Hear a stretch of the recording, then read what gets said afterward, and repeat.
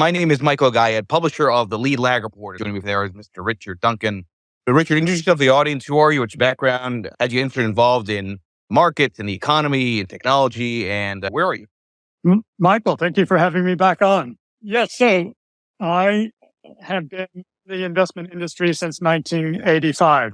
I started my career in Hong Kong when I was 25. Already seen Asia for a few months as a backpacker a few years before that. And it was clear that it was booming economically. So when I finished business school, I found a job in Hong Kong as a securities analyst. And since then, I've been moving around between Hong Kong, Singapore, and Thailand a few times each. As a securities analyst, an economist, a strategist, I eventually became the global head of investment strategy for ABN AMRO Asset Management, based in London, looking at all the asset classes globally. And I worked for the World Bank for a couple of years in Washington. And I've written 4 books. The first one was The Dollar Crisis 20 years ago. And the most recent one came out last year. It's called The Money Revolution, How to Finance the Next American Century. And now my main business is a video newsletter called Macro Watch. Every couple of weeks, I upload a new video discussing something important happening in the global economy and how that's likely to impact asset prices.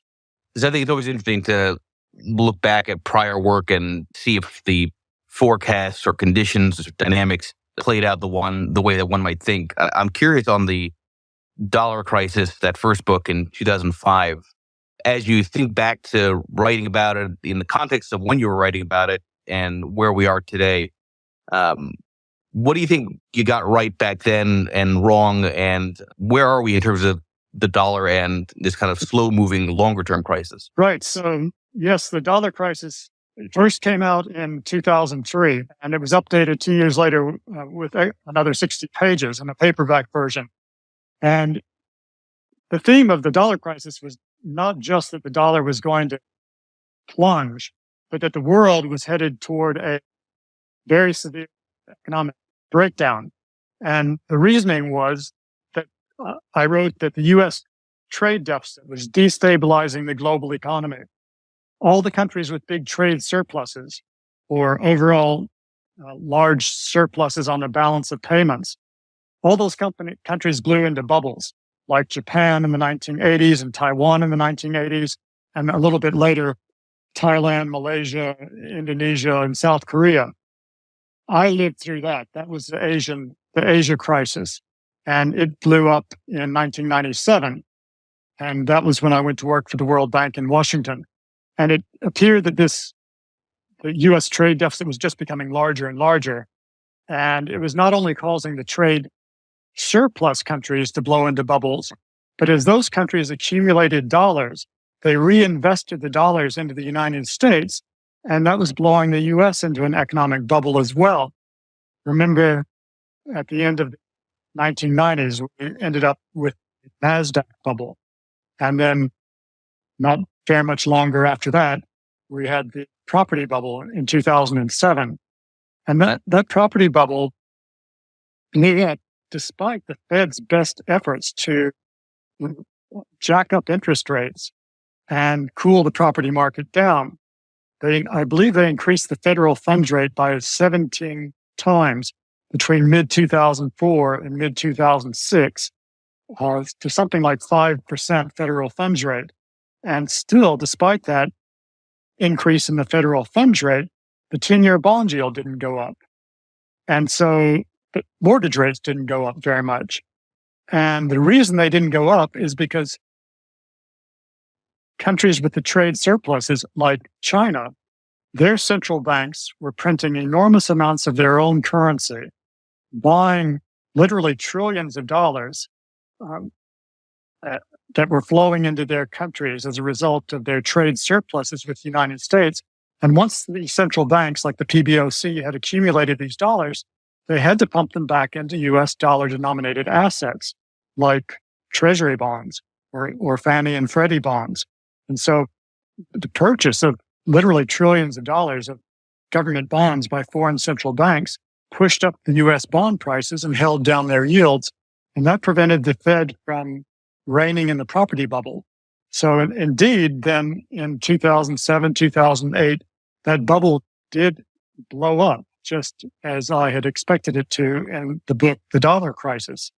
But where I turned out to be wrong in that book was this crisis of 2008, as severe as it was, didn't lead to an extreme Great Depression, and it didn't cause the dollar standard to collapse. And why didn't it? It didn't because the government policy response was so aggressive. The U.S. government ran trillion-dollar budget deficits to stimulate the economy for 4 years in a row. And the novel part was Fed created $3.5 trillion out of thin air over 3 rounds of quantitative easing. And the trillions of dollars the Fed created, that financed the government borrowing that the government spent to stimulate the economy. I had not imagined that such a thing as quantitative easing on a multi-trillion-dollar scale was possible when I wrote The Dollar Crisis in 2002. But afterwards, we saw that it was possible. It was extremely successful because the United States and the global economy didn't collapse into a Great Depression. The dollar standard didn't fall apart. And they managed to do all of that without creating high rates of inflation. The highest rate of inflation that we got after the 2008 crisis, CPI hit 3.8% in 2011.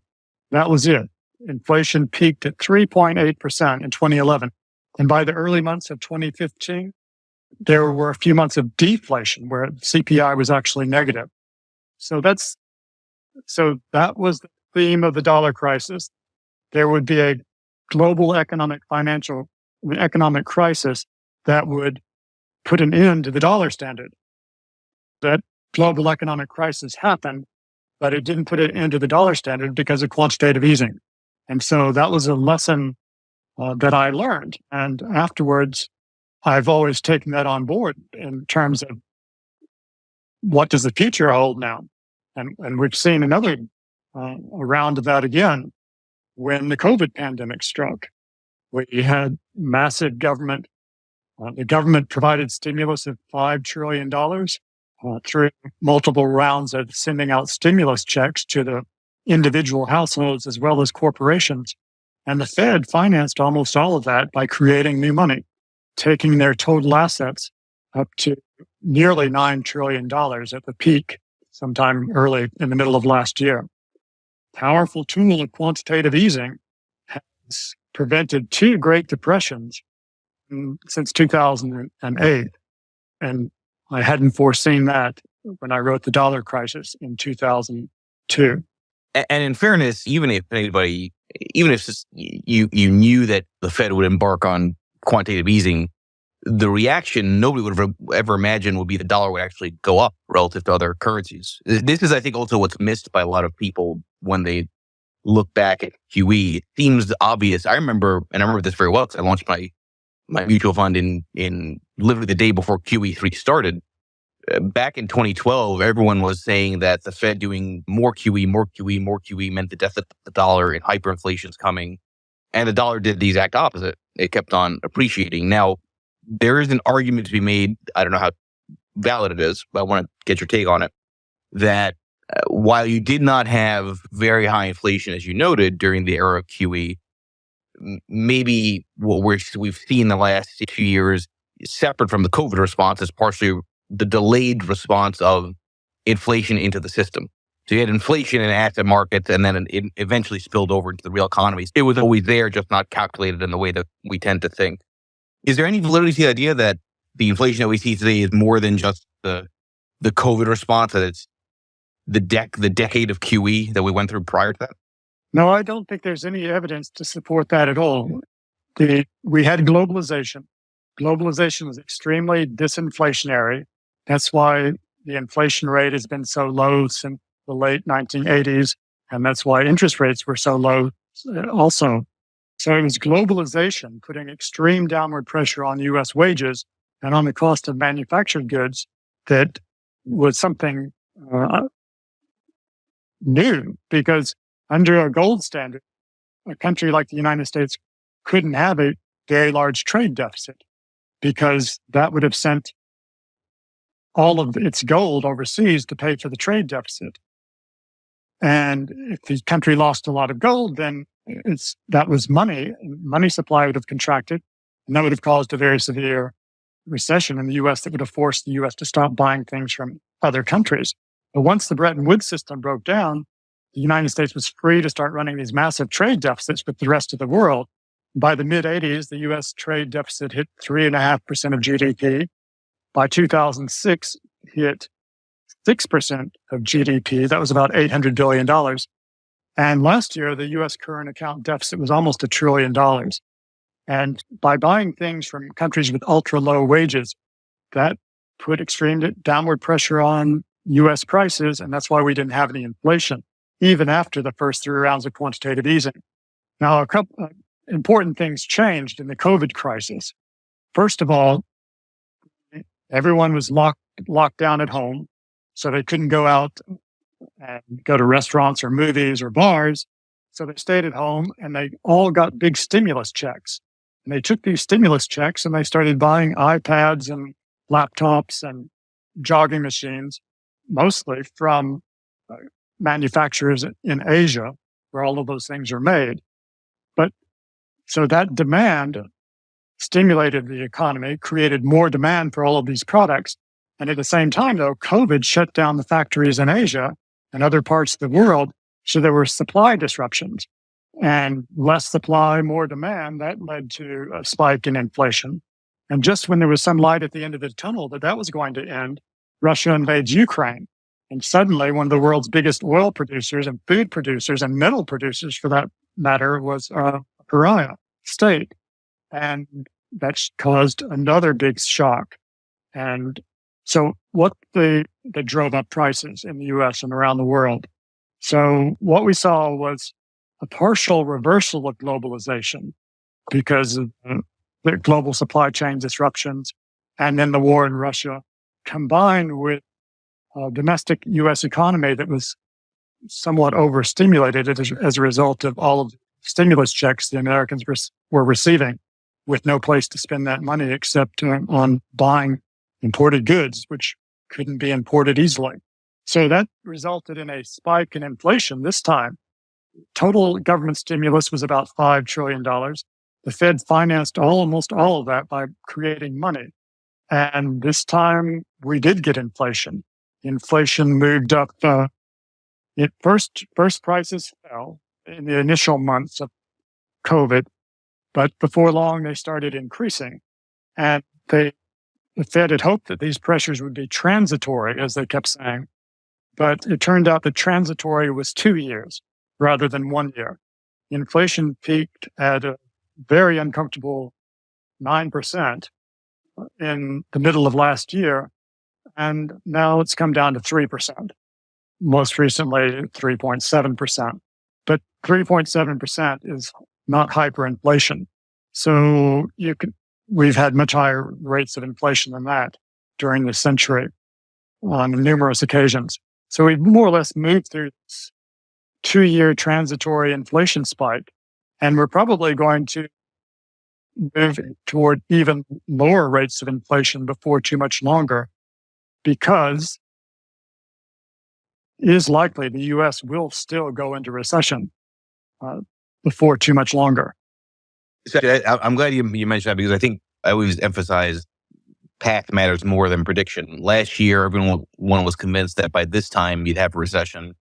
This year, everyone's convinced that there is no recession, or seemingly, right? And the recession is still out there. I mean, the yield curve is clearly telling you that, but when it hits is obviously a whole different issue. Now, I want to bring that to the latest book, The Money Revolution, because most crises tend to result in revolution. And the Fed certainly has been very creative at preventing creative destruction with the way it uses monetary policy. Lay out the premise of that book. First of all, why did you write it? Lay out the premise for it. And is there anything, if I could way of saying it, that could throw off the idea that the government can really kind of finance a lot of the technological innovations and throw money at things that hopefully will be disinflationary?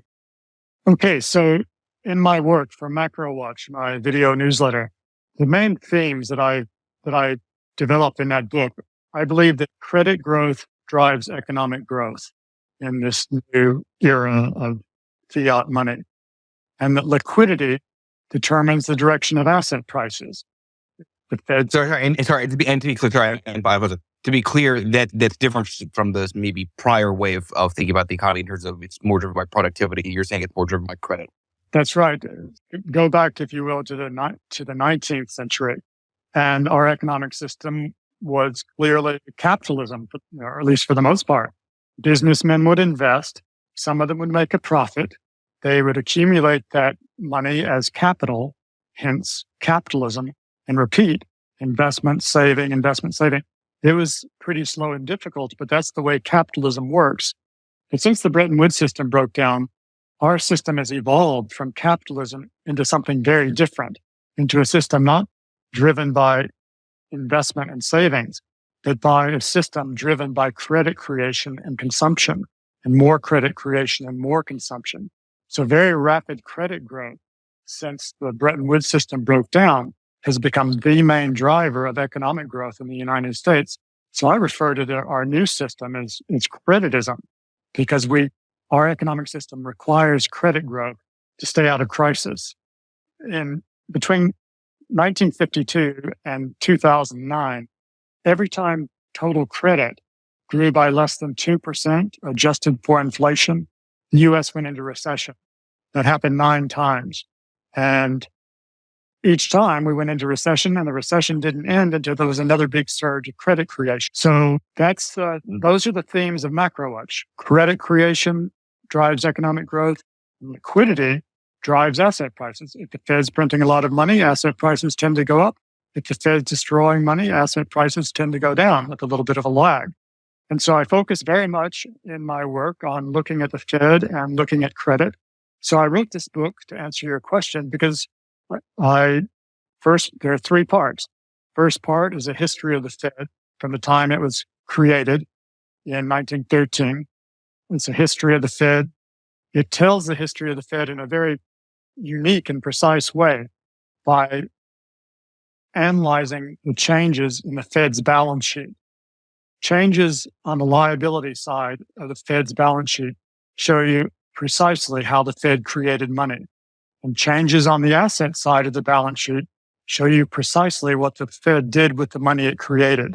So I traced that from 1914 up until the time the book came out, 2021, 2022.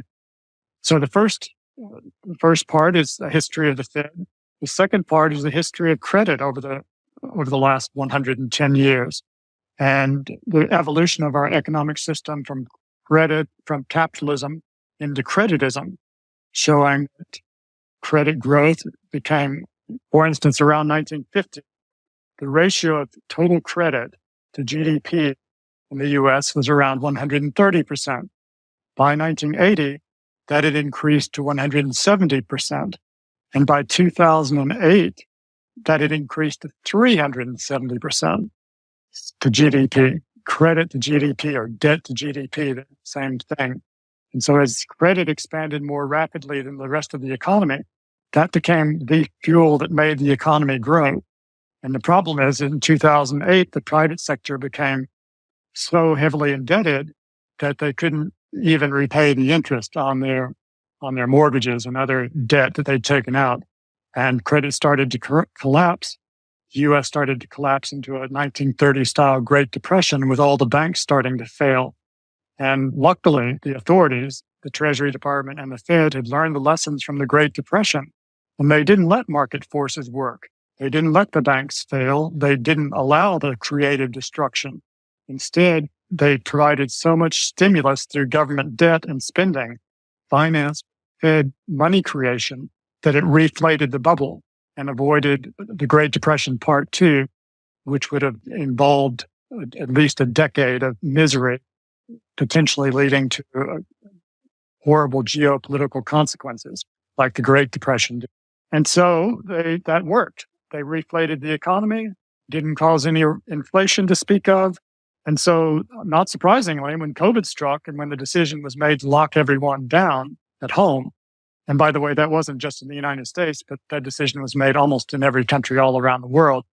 Then had the government not provided the stimulus checks, it wouldn't have taken long before our banking system would have collapsed. Because of course, if the people are locked at home and can't work and they can't earn money, and they're not going to have any money to pay interest on their mortgages or their car loans or their credit cards. So non-performing loans would skyrocket. And before you know it, the banks would all fail. And so that would have been, again, a replay of the 1930s depression. So since 2008, since that policy response had been so successful, they did it again with $5 trillion worth of stimulus financed with another $5 trillion of money creation by the Fed. And again, we didn't collapse into a Great Depression. We didn't have a systemic financial sector collapse. JP Morgan didn't fail. Our economy now is considerably larger than it was before COVID started. So we've come through this really quite well relative to what would have occurred otherwise. The only negative side effect was we had 2 years of transitory inflation, which is now behind us. Some would argue that it's not behind us because of structural underinvestment in oil, nat gas, and energy in general. You can argue that the latest concerns are because oil is rising and cost push inflation for the commodity side. Is there any validity from your view on that idea that maybe inflation could reaccelerate if commodities reaccelerate? Sure, of course it could. If, for instance, Russia decides to invade Poland and Germany, and there's a world war, then they're going to have extremely high rates of inflation. And the government would have to impose price controls. There are certainly scenarios in which inflation could spike again. If China invades Taiwan, the United States is not going to allow that to happen because, as we're now seeing on this AI revolution, AI is running on NVIDIA's processors, and NVIDIA's processors are made in Taiwan. And so if China gets Taiwan and gets NVIDIA's H100s, then they're going to dominate artificial intelligence and they will control the world. And yes, there are scenarios of there is a war. Yes, we'll have very high rates of inflation again. If COVID suddenly reemerges and we go through another bout of lockdowns, and yes, we'd have more inflation again.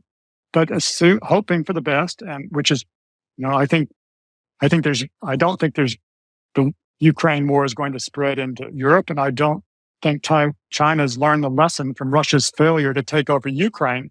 I don't think they're going to try to take Taiwan anytime soon because it would be so catastrophic for their economy and their political system. So I don't think those things are going to happen, and hopefully there won't be any more serious rounds of COVID. And I think we're going to be more or less back where we were before COVID started, with a generally globalized economy, putting downward pressure on wages and the cost of manufactured goods, resulting in low rates of inflation, essentially taking us back to where we were before COVID started. Going back to the credit versus productivity framework, I'm going to assume that a credit-based system results in a much wider wealth gap than a productivity-based one. Any thoughts on how the wealth gap could maybe become a bigger and bigger problem? Arguably, there's always a wealth gap in quasi-capitalist systems. I mean, the Pareto principle is a fairly consistent phenomenon in almost all domains, but you don't want it to get to be too wide, because if a wealth gap is too wide because it's a credit-based system, if that's a cause, that inevitably creates real social distortions. Of course, the Gilded Age was at the end of the 19th century when capitalism was at its peak. So I wouldn't attribute this widening wealth gap just to creditism. In fact, while the gap is very wide again, as wide as it was in the Gilded Age, if you look at it differently, creditism has resulted in phenomenally rapid global economic growth during the last 3 to 4 decades. Literally, hundreds of millions of people have been pulled out of poverty all around the world, and it's resulted in a lot of great things happening. For example, during the Reagan era, when this creditism really went into hyperdrive, President Reagan had the U.S. government invest in the U.S. military so aggressively that it essentially bankrupted the Soviet Union because they couldn't compete. So a few years after Reagan left office, the Soviet Union collapsed. That was a direct result, I would say, of creditism. Okay, U.S. government debt tripled under President Reagan, but the U.S. economy boomed. We didn't have any sort of economic catastrophe as a result of the tripling of government debt under President Reagan. And we got all kinds of benefits in addition to a booming economy, the collapse of the Soviet Union, and all of the Asian countries prospered. When I first got to Asia, these countries were growing at 10% a year. So there have been many benefits from this shift from capitalism to creditism. The problem with creditism is that it really must have credit growth to survive. And if credit begins to contract, there will be a Great Depression. And that's why the government keeps intervening in it every time credit does start to correct. The government has to jump in and take on more government debt. Right now, the ratio of U.S. government debt to GDP is about a little bit less than 125% of GDP. That's larger than it's ever been, more or less. But Japan's government debt to GDP is 260%. So it's well over twice as high as U.S. government debt to GDP. Japan's government debt to GDP is where the U.S. government debt to GDP is now. Japan was there about 22 years ago. So this is not like we have so much government debt that we can't continue with this system for decades to come. And that brings me to the third part of the book. You were asking about the book. First part was a history of the Fed. The second part was a history of credit and the evolution of our economy from capitalism into creditism. The third part of the book is about the future. What can we learn from this history of the evolution of the Fed and money into credit? What can we learn from this history that we've lived through? I believe what we should learn is that the U.S. government actually could very easily afford to finance a very, very large investment in in the industries and technologies of the future, such as quantum computing, artificial intelligence, nanotech, robotics, neurosciences, green energy, and so on. And that is the third part of the book. And indeed, that is the theme of the book, that it would be really easy for the U.S. government to finance over the next decade on a multi-trillion-dollar scale an investment so large in future industries and technologies that it would absolutely turbocharge U.S. economic growth. We could stop thinking about 1 or 2% GDP growth a year and start thinking about 5 or 7% GDP growth a year like we had at the peak of the Reagan government investment boom. And these sorts of investments would result in such extraordinary technological breakthroughs that it would turbocharge economic growth. And these breakthroughs in medicine and energy, for instance, these sorts of investments would probably yield things like cheap fusion. Cheap fusion would solve all of our problems. A cancer cure, an Alzheimer's cure. These are the sorts of things that we would get if the government were to finance a multi-trillion-dollar investment in new industries and technologies over the next decade. Now, multi-trillion sounds like a lot of money, but let me put that into perspective.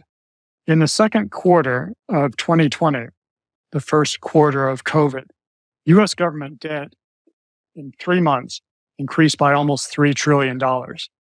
And the Fed created roughly the same amount over roughly the same period of time.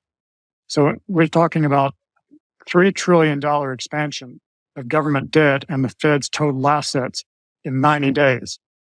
That contributed against a background of global supply chain bottlenecks and a very serious war that gave us transitory inflation that peaked at 9%. Now we're back below 4%. I'm not talking about investing $3 trillion over 90 days. I'll settle for $3 trillion over 5 years and would like to have $10 trillion over 10 years. We could so easily afford to do that. And it would so radically enhance human well-being. And also, very importantly, it would shore up U.S. national security, which is now under threat from the rise of China. And lately, people are beginning to think China's great economic boom has peaked, and maybe it has. But the fact is, at the moment, they are investing more in research and development than the United States is. And if they get ahead of us in terms of artificial intelligence in particular, then they will rule the world. Our national security is by no means guaranteed. You can see how rapidly this artificial intelligence revolution is accelerating. And we have to win it. And we can win it by the government financing large investments in artificial intelligence and quantum computing and the other industries of the future. So that is what the book was all about. When we spoke 15 months ago, high rates of inflation were really undermining this theme. It's funny, my first book came out, as we've said, in 2003, The Dollar Crisis. It had perfect. After it came out, the dollar just fell and fell and fell and fell, and the book did very well. This book, sadly, has been just the opposite. My book is arguing that the government could easily finance a very large-scale investment in new industries and technologies without causing inflation. No sooner is the book out than we have high rates of inflation. But now the inflation's gone. And so before the book is entirely forgotten, I would like to raise this point again. And I was very fortunate. In fact, it was a dream come true.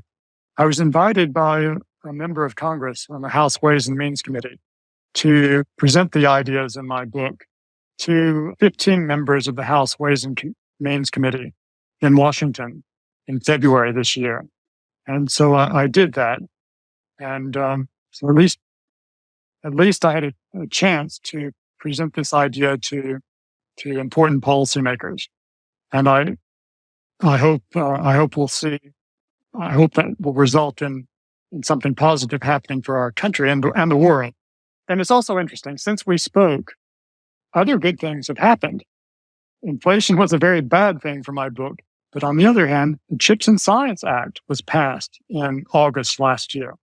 And the Chips and Science Act is really right along the lines of what the book calls for. $280 billion to be invested in the new industries and technologies that I mentioned earlier, with $50 billion allocated for the development of semiconductor manufacturing facilities in the United States, in Ohio, in Texas, Arizona, and other parts of the country, which are now being built. These factories are being built. And with the rest of the money, the rest of the $280 billion going into investments in other new industries and technologies like quantum computing, robotics, neurosciences, etc. So that was a very big step in the right direction. And it's so clear now how desperately we need these semiconductor manufacturing facilities in the United States, because China is threatening Taiwan. Taiwan makes the NVIDIA's chips, and we have to make them in the United States. And that's what the Chips and Science Act is going to make happen. But my only problem with the Chips and Science Act is that it's far too small. It's $280 billion. As I mentioned earlier, in the second quarter of 2020, U.S. government debt increased by $2.8 trillion. That's enough to finance the Chips and Science Act 10 times over. So what I said to the Congress people that I spoke with is that, yeah, well done. Chips and Science Act was very important. And we're now understanding how important the Inflation Reduction Act also was in terms of bringing money into being investing money, new money, U.S. money, and also foreign money is being invested in clean energy projects of all kinds, with estimates ranging of more than $1 trillion of new investments that will result from the Inflation Reduction Act alone. So those are great, but they're just not large enough. We need to be thinking in the trillions of dollars, not in the hundreds of billions, because China's thinking in terms of trillions of dollars of investment in new industries and technologies. And in the year 2000, the United States invested 8 times more in research and development than China did. By 2017, only 10% more. By 2020, China overtook us in R&D investment. And if current growth rates continue for R&D investment in both countries, within 10 years, they'll invest 40% more than the United States in R&D. And if they do, they will become the undisputed global superpower. They will surpass us in all respects, economically, technologically, and therefore militarily. And we will no longer enjoy national security. There are so many fear-mongers on the internet preaching that the dollar is doomed. This is not new. I've been listening to these people for 20 years and was myself 20 years ago one of them. But the dollar standard is going to continue to be the dominant international monetary system. And here's why. The reason the world is on a dollar standard is because the United States has such an enormous trade deficit with the rest of the world. Last year, the U.S. current account deficit was almost $1 trillion. And since Bretton Woods broke down in 1971, the cumulative U.S. trade deficit has been $14 trillion, with almost all of that coming since the year 2000. So this has thrown out $14 trillion into the global economy, $1 trillion of them last year. And it might not be $1 trillion this year, but it will be $800 billion or more. So at the end of this year, there are going to be $800 billion more in the global economy than there were last year. So take China, for example. China says it would like to have a different kind of international monetary system, but they're completely reliant on the US dollar standard. China's trade surplus with the US is nearly $400 billion. And it has been like that for about 5 years now. So we can say let's call it $1 billion a day. China's exporters sell their goods in the United States. They get paid in dollars. They take those dollars back to China. And China accumulates those dollars. And then once it has the dollars, if it wants to earn any interest on them, of course it does, it has to buy US dollar denominated assets like government bonds or Fannie and Freddie bonds. Now you may be thinking, okay, they don't have to. They could sell some of those dollars and buy euros. But whoever they bought the euros from, then those people would have the dollars. And they would have to buy US dollar denominated assets. Or China could buy some gold. But whoever they bought the gold from, those people would have dollars. And they would have to buy US dollar denominated assets. And if we had a different kind of economic monetary system, global monetary system, that didn't allow the U.S. to sell things to China in exchange for dollars. I mean, for instance, if we went back to some sort of gold standard and the U.S. actually had to pay for its trade deficit with gold, the U.S. would run out of every ounce of gold in the United States within about a month. After that time, it would not be able to buy one more pair of tennis shoes from China. Therefore, China's economy would collapse and its political system would collapse, and there would probably be starvation, not only in China, but in other exporters to the United States. So that would be a complete disaster. That's why we're on a dollar standard. And if China wants to make a bunch of loans to Argentina Argentina has no plans of ever repaying to China, China should feel free to do that. But it's not going to, it is fine. If China wants to pay for Russian oil, then they can pay in yuan. And China will end up with a bunch of yuan. But it's still not going to change the fact that at the end of this year, there'll be $800 billion more dollars in the global economy than there was at the beginning of this year. That's why we're on a dollar standard. That's why we're going to continue to be on a dollar standard for the foreseeable future, by which I mean decades. And that's just not going to change. And the dollar standard has been great for the global economy. As I've said, I've watched Asia industrialize as a direct result. I was recently in Vietnam. Vietnam is booming economically. Their trade surplus with the United States last year was nearly $120 billion. Can you imagine what $120 billion going into a country like Vietnam can do to the economy? It's completely transformative, just like it transformed Taiwan and South Korea and Thailand and Malaysia and all the other countries that have followed export-led growth, exporting to the United States. So this dollar standard, don't think in terms of how the IMF is going to lend money to these countries. The benefit of the dollar standard is that we allow all these countries to have, or many countries, most countries around the world, to have big trade surpluses with the US. And that's how we promote their economic development. And furthermore, I mean, Americans should not forget we are the good guys. We have not always been flawless in our policies. But if you look since the end of World War II, first of all, we won the war. And then afterwards, over time, we had a nuclear monopoly for a few years. Did we try to take over the world? No, we didn't.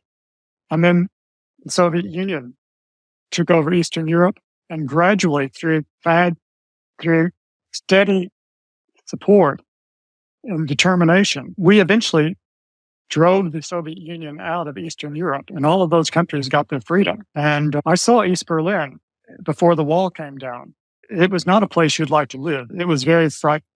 There were machine guns, and there were more machine guns than there were pieces of fruit to buy in the grocery store. There was no fruit, but there were lots of machine guns in not only East Berlin, but in Prague. And we don't want to live in a totalitarian state.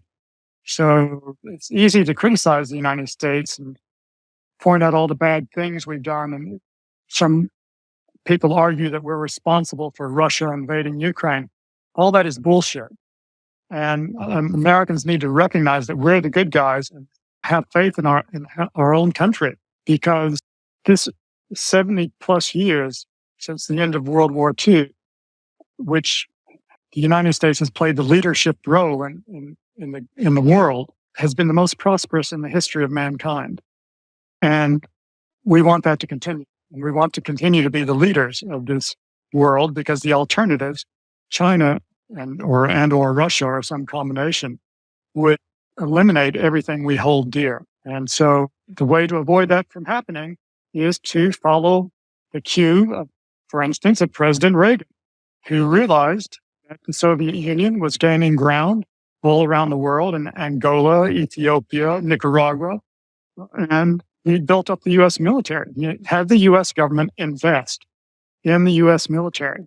And that investment has been paying dividends ever since. And now we need to invest again very aggressively, learning the lessons from Reagan. I'm confused. The Republican Party, the most successful policy of the Republican Party during my lifetime was that of President Reagan, investing in the U.S. military very aggressively and extraordinarily successfully, with enormous benefits in every respect. But now, rather than following his example and having the U.S. invest more, they're insisting on austerity. They want the government to spend less, which can only lead to decades of stagnation and national shame as we're overtaken by China in every sphere. So they should reconsider their austerity policy and instead return to the Reagan era and have our government invest in new industries and technologies. And if I may, I would propose not that the U.S. government make these investments directly itself, but that the government finance the investment and set up joint ventures with, let's say, for instance, the 10,000 most promising American scientists and entrepreneurs. So that joint venture companies, with the U.S. government financing these companies lavishly, and in exchange, keeping a 60% equity stake, and let the entrepreneurs and the scientists manage these companies and keep a 40% equity stake.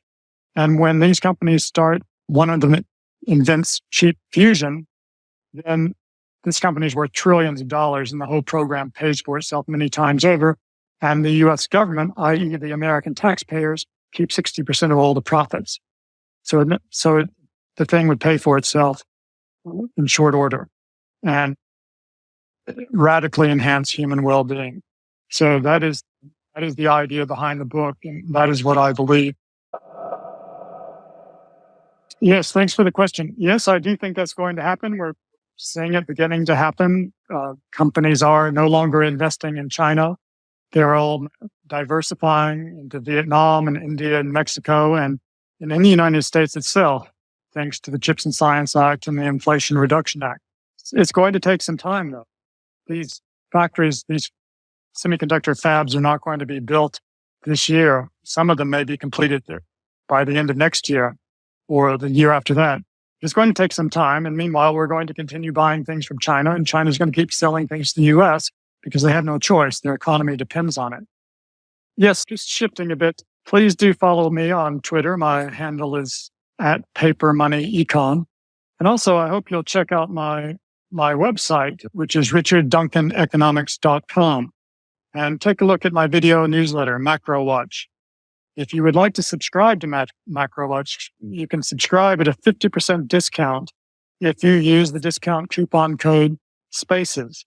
So go to richardduncaneconomics.com, take a look. You can sign up for the free blog, or you can subscribe to Macro Watch at a 50% discount if you use the discount coupon code SPACES.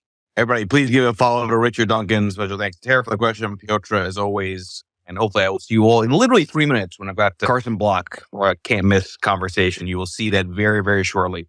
Thank you, brother. Thank you, Richard. Again, this will be an edited podcast soon enough. Thank you, Michael. It's been a pleasure. Cheers, everybody.